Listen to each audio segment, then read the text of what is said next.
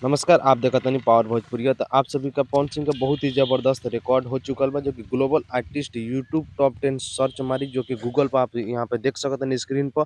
और सर्च मारला के बाद यहाँ पे देखिए कि पवन सिंह, पावर स्टार पवन सिंह, जो कि पिछले 4 महीना के बाद इनकर के सर्च मारला पर ये 12-13 नंबर आवत रहलन। लेकिन आज जब इनकर के सर्च कइल गइल है, तो आप देख सकतनी स्क्रीन पर पावर स्टार पवन सिंह की कितना नंबर पर टॉप 10 रैंकिंग पावत वर्ल्ड में।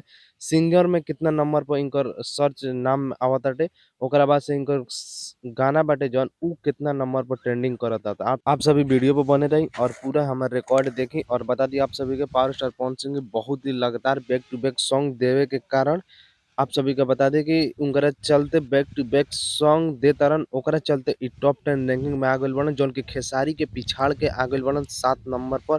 जो कि अभी स्क्रीन पर अभी सर्च मार के दिखाएम आप सभी को। तो यहाँ पे देख सकतानी इनकर गाना जौन बा पियर फराक वाली 7 नंबर पर ट्रेंड करता, जो कि अभी हम यहाँ पे देख सकतानी जो रेड कलर से अभी घेर के आप सभी के बतावतानी।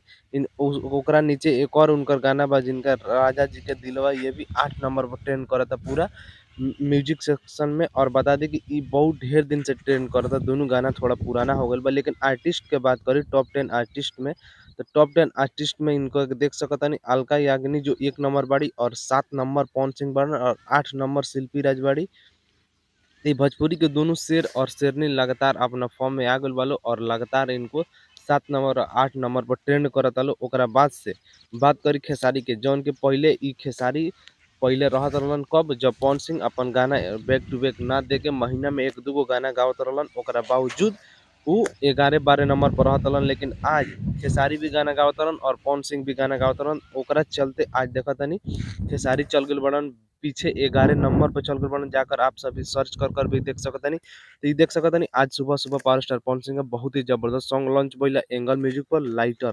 अगर आप वो गाना के नहीं सुने तो जाकर प्लीज़ गाना को सुनी और लाइक, शेयर, कमेंट दबा के दी। और पवन सिंह के कट्टर वाला फैन बानी, ऊ कट्टर वाला, तो प्लीज़ चैनल को सब्सक्राइब ज़रूर करें। और ऐसे ही पवन सिंह, पावर स्टार पवन सिंह का अपडेट आप सभी को मिलत रही, तो प्लीज़ चैनल को सब्सक्राइब करी, लाइक, शेयर, कमेंट दबा के करी।